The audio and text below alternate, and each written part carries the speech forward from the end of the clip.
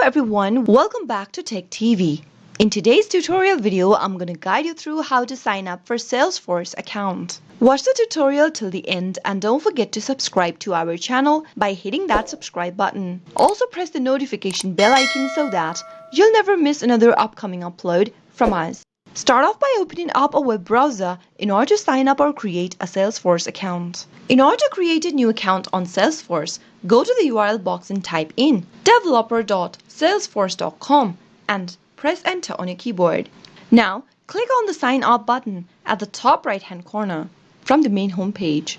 In order to sign up for your Salesforce Developer Edition, you'll need to fill in the form that has been displayed on the right hand side.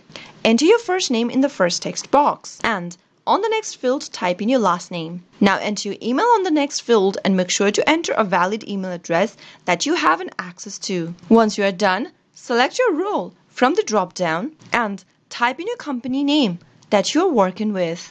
On the next field where it says country/region, select your country or your region and then type in your postal code next.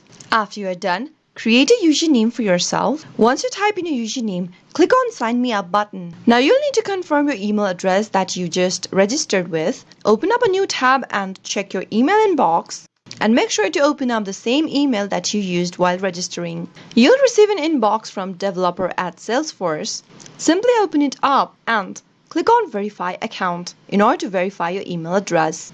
After email verification, you'll be able to create a new account or sign up for Salesforce. Now once you create a new account, you'll be able to find free developer edition that allows you to develop application for Force.com for free. That's all for creating a free developer account in Salesforce. I hope you found the video to be helpful. If it was, go ahead and give us a thumbs up. I'll be back soon with more videos like this. Thank you for watching.